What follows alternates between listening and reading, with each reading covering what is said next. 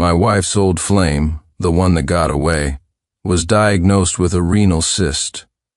Threatening her own life, my wife demanded I donate one of my kidneys to him. I clutched her hand, begging her desperately, but she mercilessly shook me off. "It's just one kidney. Can you stop being so stingy?" She didn't know I wasn't being stingy. Without that kidney, I would die. I died anyway, on the operating table.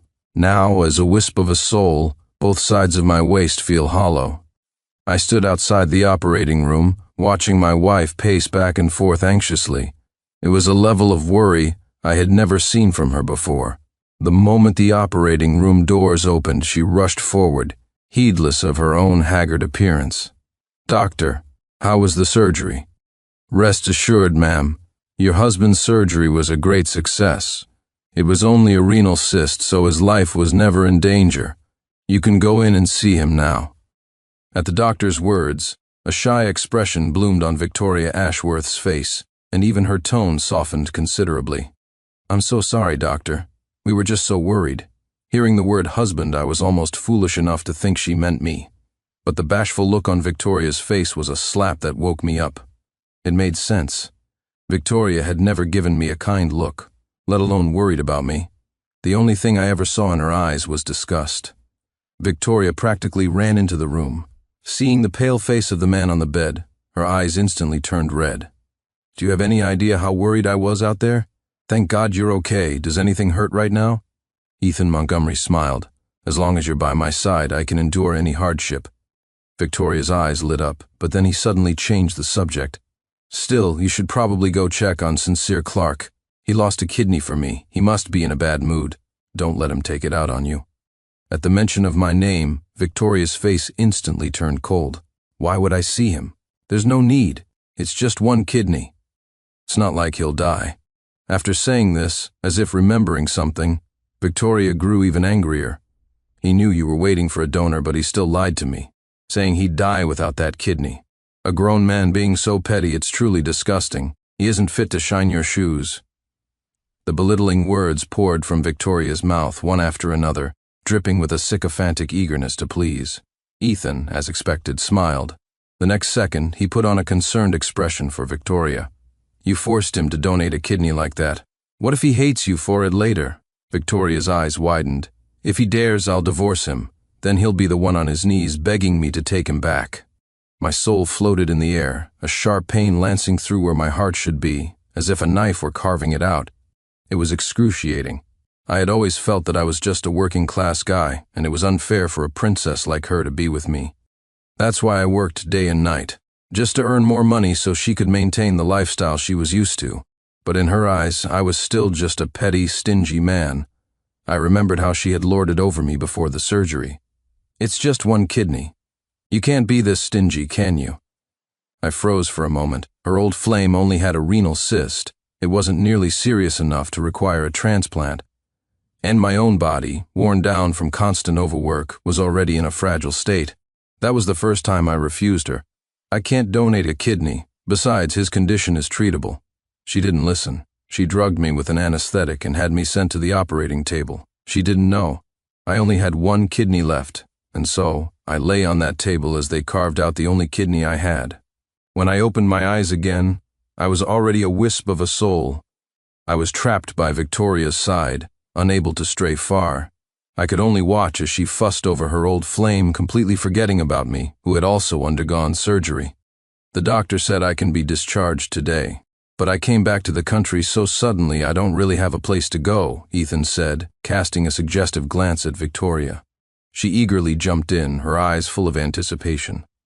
"You can stay at my place, Ethan. You're not a stranger. Is that a good idea? What if Sincere misunderstands our relationship? I don't want you two to fight because of me again, especially after—" Fearing Ethan would refuse, Victoria immediately grew anxious, her tone laced with contempt. "What right does he have to control so much? Only people with dirty minds see dirt everywhere. Ethan, you're just too kind, always thinking about others' feelings. Sincere Clark is just a blockhead. You don't need to pay him any mind." And with that, they took a cab to the little home I had so carefully decorated. The moment they walked in, Victoria helped Ethan off with his coat, changed his shoes, and served him tea. bustling about like a maid. When Ethan mentioned he was hungry, she rushed into the kitchen without a moment's hesitation. She had never done any of these things for me. In 3 years of marriage, she had never once set foot in the kitchen. No matter how exhausted I was after work, I would always prepare a full meal with soup for her, but it was always met with her disdain. "This is disgusting. Did you poison it? If I'd known it would be this bad, you shouldn't have bothered. You've wasted my time."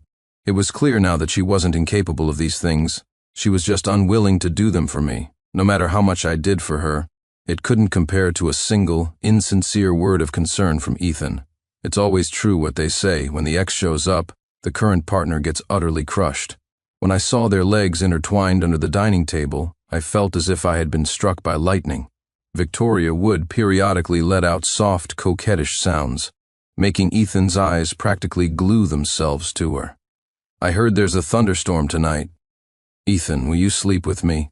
There was no way he could miss the invitation in her words. A small smile played on his lips. "How could I ever let you be afraid?" Delighted, Victoria threw herself into Ethan's arms, nuzzling her head against his chest. "I knew you were the best, Ethan. Not like Sincere Clark. Every time I need him, it's like he's vanished off the face of the earth. Even at a moment like this, she couldn't resist putting me down. I never imagined she saw me that way. I knew Victoria was afraid of thunder. That's why I always checked the weather forecast a week in advance. She refused to share a room with me, locking her bedroom door every night. Even so, on stormy nights, I would stay up all night outside her door, only leaving to rush to work the next morning. But she never once opened that door. I knew I wasn't the man in her heart, and that's why she treated me with such coldness. Victoria and Ethan had once been the town's golden couple, a perfect match from similar backgrounds. But then, an opportunity for advancement arose, and Ethan chose to go abroad without a second thought, disappearing for 3 years without a word. After that, Victoria fell into a deep depression, listless and melancholic every day. Victoria and I had grown up together, and I had a secret crush on her. Her Grandfather Ashworth, pained to see his granddaughter so miserable, entrusted her to me on his deathbed, hoping I would take care of her for the rest of her life. She was left alone in the world, crying her heart out in front of me. My heart softened, and we got married. But after the wedding, no matter how hard I worked to give her the best life possible, she still looked down on me. "Don't you ever think I'll fall for you. My heart will always belong to Ethan. This is all your fault. It's because of you that Ethan hasn't come back for me." Whenever she said things like that, it felt like a 1,000-pound weight was crushing my chest, leaving me breathless. But when I tried to divorce her to set her free, she would scream at me hysterically. "You promised Grandpa you'd take care of me for my whole life. What right do you have to abandon me?" I knew she only saw me as a cash machine. I thought that if I just worked hard enough one day, I could warm her cold heart. I never imagined that less than a week after my death, my wife would be in bed with her first love, and I could only watch, a helpless spirit consumed by impotent rage. The next morning, Victoria was woken by a series of urgent phone calls. It was the hospital. They had probably finally discovered that in the room at the end of the hall, I no longer showed any signs of life. The surgeon who performed the operation was a friend of Victoria's, an arrangement she had made herself. But before I could even make out what was being said, Victoria was already shouting into the phone. "Who calls this early in the morning? Are you in a rush to get reincarnated?" I shook my head with a sense of resignation. I used to think she only treated me with such contempt. It turned out that in her eyes, everyone besides Ethan was beneath her notice.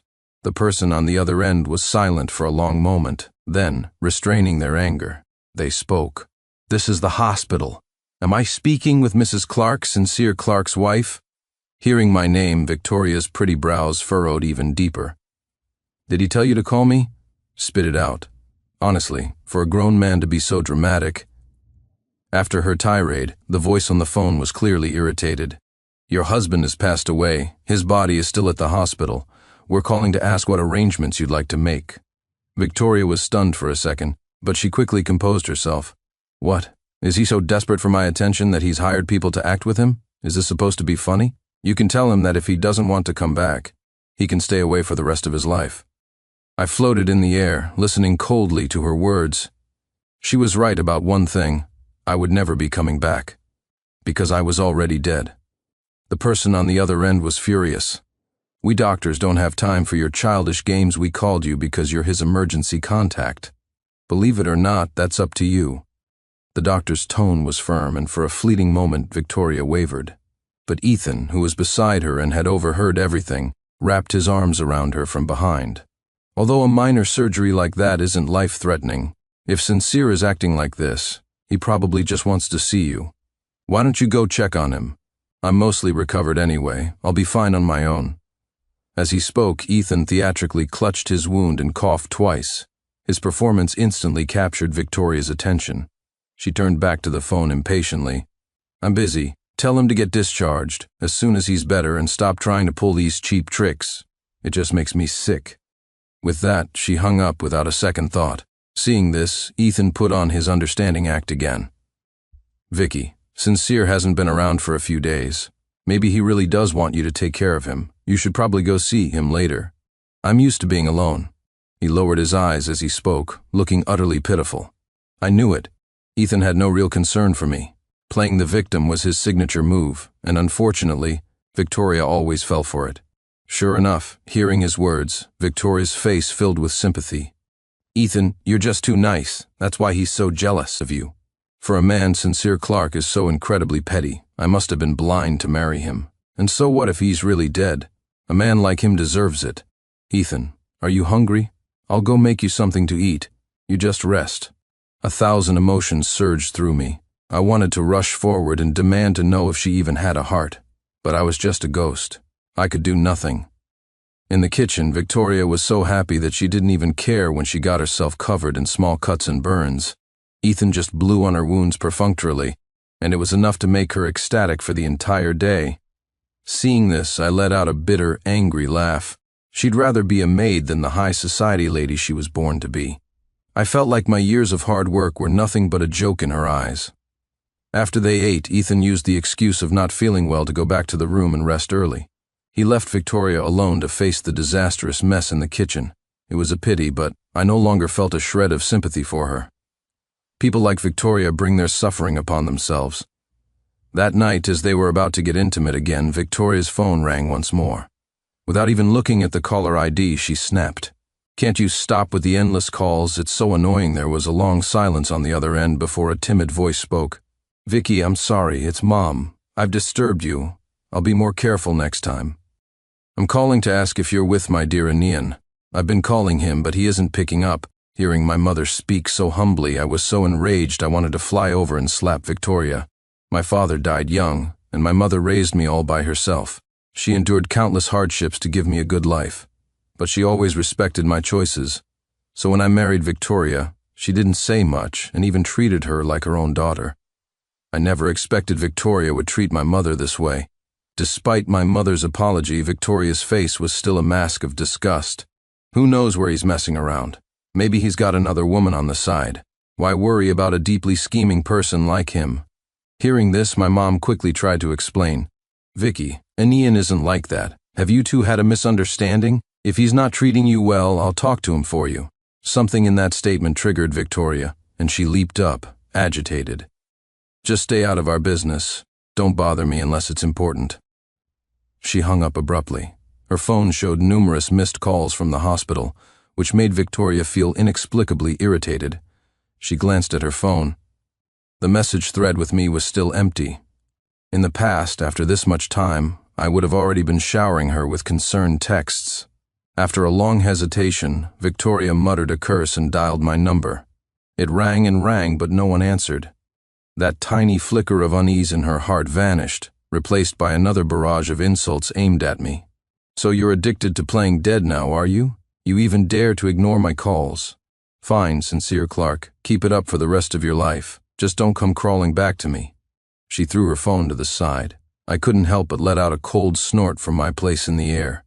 How is a dead man supposed to answer the phone? Besides, if I were still alive, I would be ending this mistake of a marriage. Back in the bedroom, Ethan pulled her into an intimate embrace. "What's wrong?" "You don't look so good." At his prompting, Victoria found her outlet and began to vent endlessly.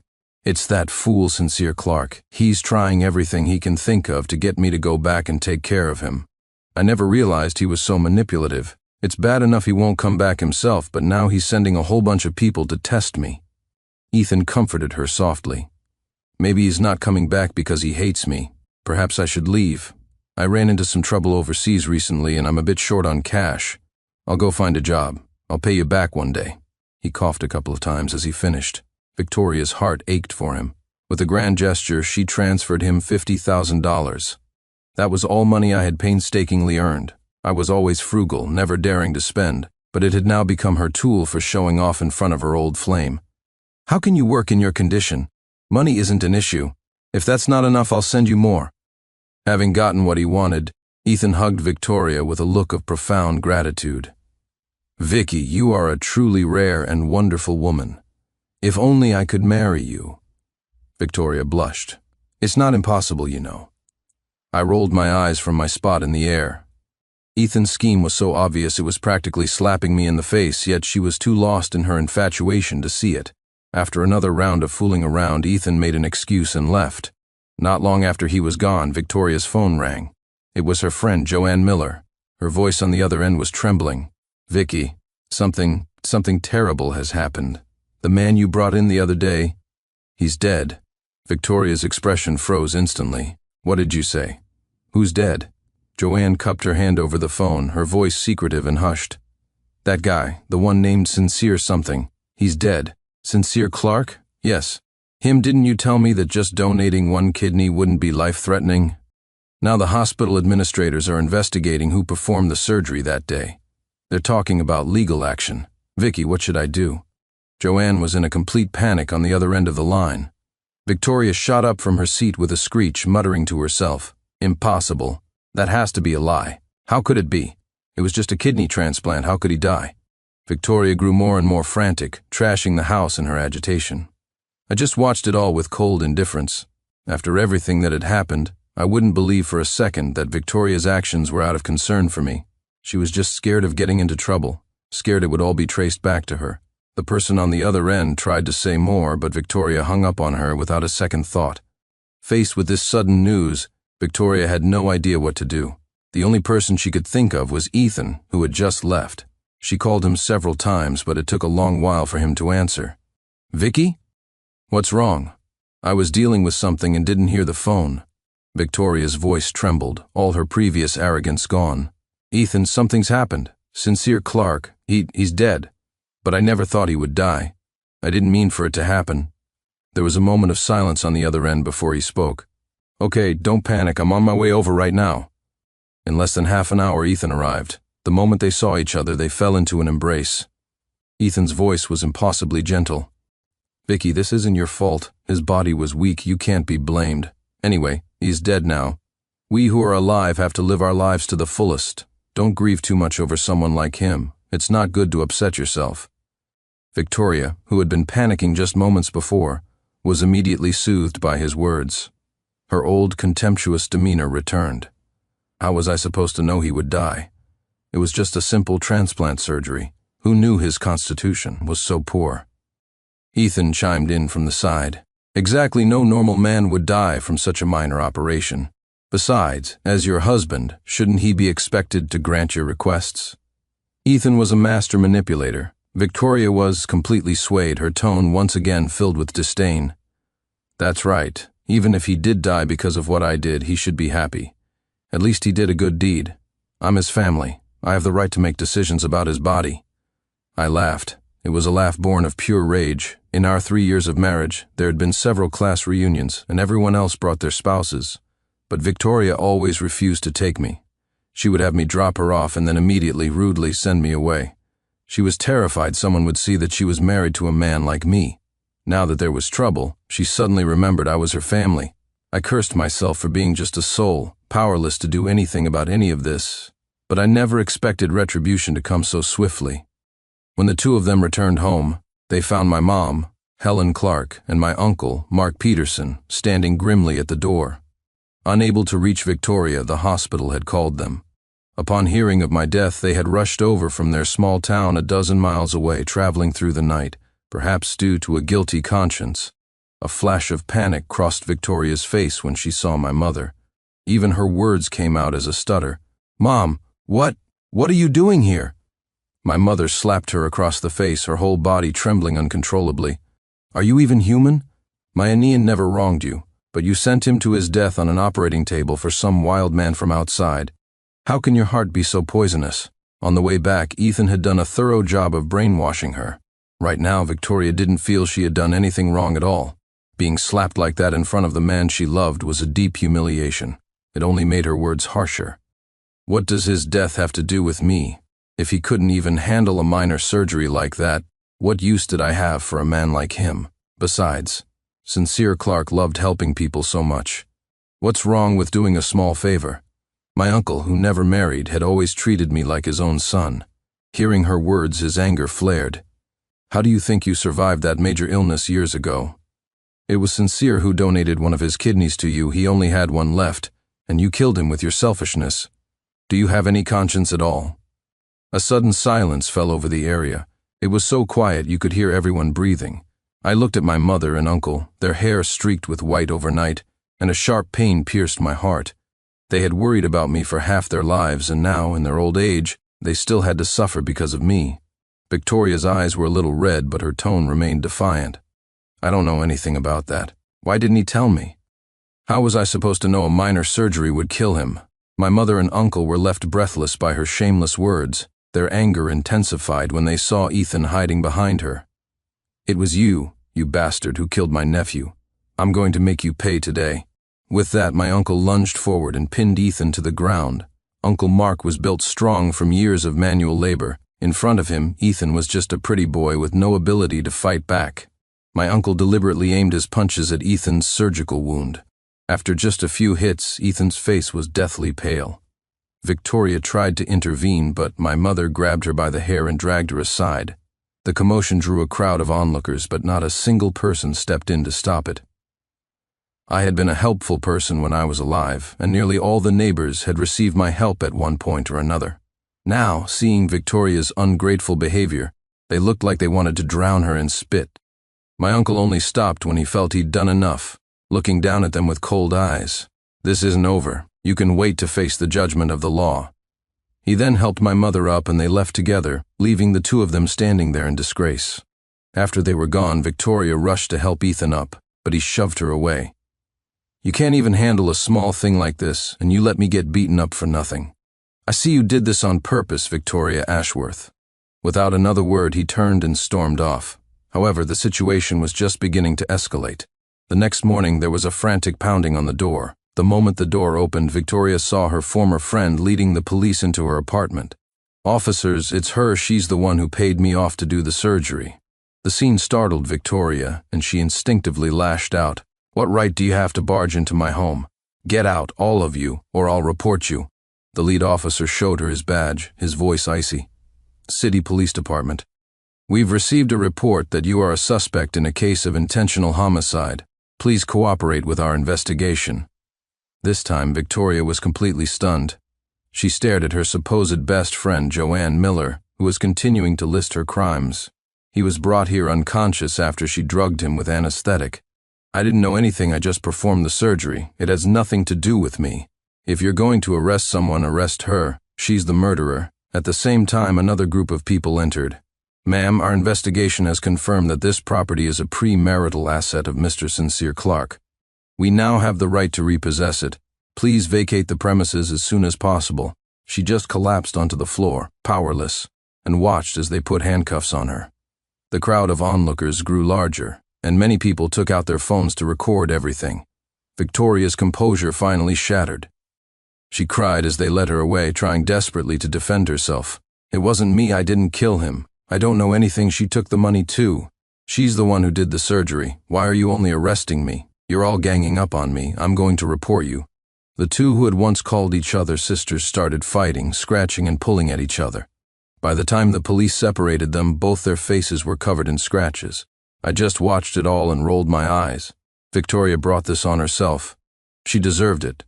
But due to insufficient evidence, they were released after just a few days in custody. However, the incident had been spread all over the internet by netizens who love drama. Reporters camped outside Victoria's building every day, making it impossible for her to live a normal life. Many neighbors also condemned her actions, throwing rotten eggs at her whenever she appeared. Within a few days, Victoria looked utterly haggard. In a time like this, the only person she could think of was Ethan. She called him every day, but without exception he would answer, curtly say I'm busy and hang up. Desperate and terrified of going to prison, she turned to begging my mother and uncle for forgiveness. Unfortunately for her, the day she went to find them was the day of my funeral, and I finally got a chance to see what I looked like after death. Because my body had been left unattended for so long in that corner hospital room, my wounds had severely decomposed. Even though I had been prepared for burial as best as possible, a foul stench still emanated from the casket. A bitter taste filled my mouth. To think that I had worked so hard my whole life, never enjoying a single good day, only to end up like this. The moment my mother saw Victoria, she was reminded of everything she had done, and her anger erupted. What right do you have to show your face here? What did our family ever do to you? Why did you do this to my and Ian? A distant cousin couldn't take it anymore and rushed forward, slapping Victoria twice across the face. Why waste your breath on a wench like this? Sincere was such a good kid, and she did this to him. If we weren't planning on letting the law handle it, I'd beat you to death right here and now. As she spoke, she gave Victoria another 2 furious kicks. Throughout it all, Victoria was too scared to say a single word. Hearing the mention of the law, she hung her head low. After a moment of silence, she fell to her knees before my mother, crying and sniffling. Mom, I truly know I was wrong. Didn't you always treat me like your own daughter? You can't just watch me die, can you? If I go to prison, I'll die. My life will be over. I'm still so young. Mom, please, just let me go this once. Something in her words triggered my mother. Her trembling hand struck Victoria's face hard. Blood instantly trickled from the corner of Victoria's mouth, and her hair became a tangled mess. She was a pathetic sight. Your life is a life, but my son's life wasn't? My son's life was just beginning too. You killed your own husband for a wild man from outside. How could you be so evil? Let me tell you, if you think our family will drop the charges, you are dead wrong. I will personally send you to prison to avenge my son. My mother then had the security guards throw Victoria out. I looked at her miserable state and gave a faint, cold smile. With nowhere else to go, Victoria could only wander the neighborhood. As she entered her apartment complex, she was startled by someone who suddenly appeared before her. She stared for a long moment before recognizing her former friend. But now, Joanne was holding a gleaming knife, her face a mask of insanity.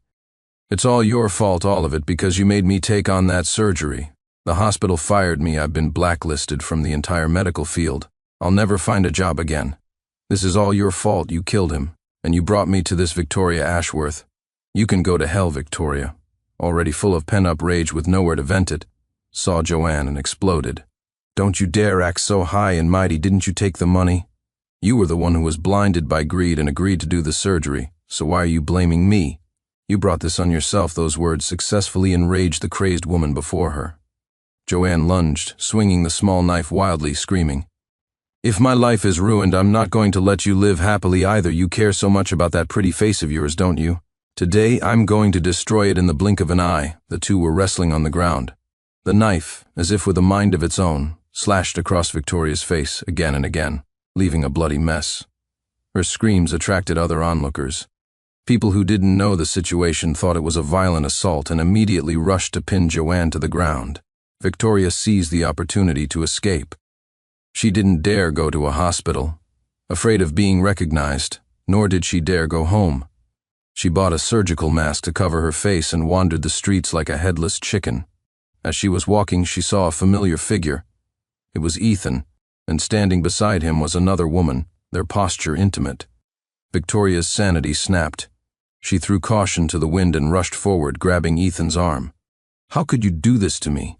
Say something, Ethan. Everything you've said these past few days, it wasn't all a lie, was it? He was startled and had to stare for a good while before he recognized the person in front of him. The fawning expression he usually wore was gone, replaced by pure annoyance. Faced with Victoria's aggressive questioning, he whispered something to the woman next to him, who then walked away. Once they were alone, Ethan ruthlessly dragged Victoria into a nearby alley. His voice was dripping with disgust. Look at you. You're a mess, not quite human, not quite a ghost. Did you really think I was into you? Why don't you take a good look at yourself? You really think every man is like Sincere Clark? treating a woman like you as some kind of treasure." Victoria's face turned pale, as if she couldn't believe such ugly words were coming from Ethan's mouth. She was silent for a long time before speaking again, her filth-covered hands grabbing his arm. "Ethan, what you just said, none of it is true, right? You clearly said you'd marry me once you paid off your debts. Was that all a lie?" At this point, Ethan couldn't even be bothered to pretend anymore. He callously shoved Victoria to the ground. "You actually believed the sweet nothings I whispered? Victoria, do you think you're 3 years old? The truth is, I lost a fortune gambling overseas and came back here to escape my debts. Even the kidney failure was a lie. I simply couldn't stand how good Sincere Clark was to you, so I just wanted him dead. I can't believe you actually fell for it. How can you be so naive? But now that I think about it, a life in prison might suit you. It might even fix some of your nasty habits. You should thank me." He laughed, then turned and walked away, completely ignoring the crazed, sobbing woman on the ground. By the time she staggered home, utterly broken, my mother had already filed a lawsuit against her for intentional homicide. Not only that, but Joanne's parents, unable to accept their daughter's bright future being destroyed, had also sued Victoria. After so many betrayals, Victoria's mental state was on the verge of collapse.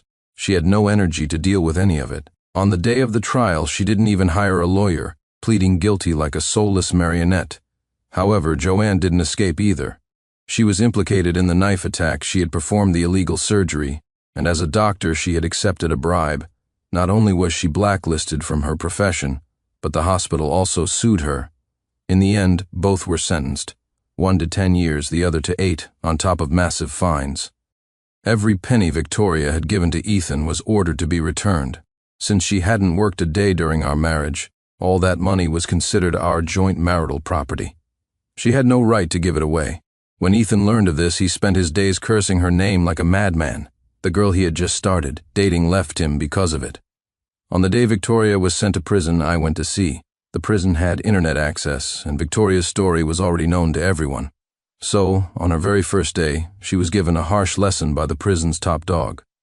Furthermore, this particular prison was a notoriously rough co-ed facility. As long as no one was killed, the guards mostly looked the other way. Victoria had always been attractive, and even though her face was scarred, she couldn't escape the clutches of the other inmates. Her miserable screams echoed through the empty prison almost every day. But I was unmoved. In fact, I felt a sliver of satisfaction, because I knew this was the fate she had brought upon herself. After that day, however, I found that I was no longer bound to Victoria's side. I eagerly floated to my mother and uncle. Watching them comfort each other, a wave of sorrow washed over me. If there is a next life, I hope I can be a better son to them. Meanwhile, Ethan's life was no better. After their last meeting, Victoria had finally seen the man for who he truly was. She used the last of her money to hire a private investigator, who found out about the people Ethan had crossed overseas. She then provided them with his address. They ran a casino and were utterly ruthless. They flew back into the country that very night. When Ethan heard the news, he lived every day in a state of extreme panic. Finally, while on the run, he was distracted, got into a car accident, and was killed instantly. I stayed by my mother's side day after day. I don't know how much time passed, but one day my soul began to turn transparent. I knew it was my time to go. Before I left, I looked at my mother and uncle and whispered, "Take care." It was as if they heard me. They both turned toward where I was and gave a gentle nod.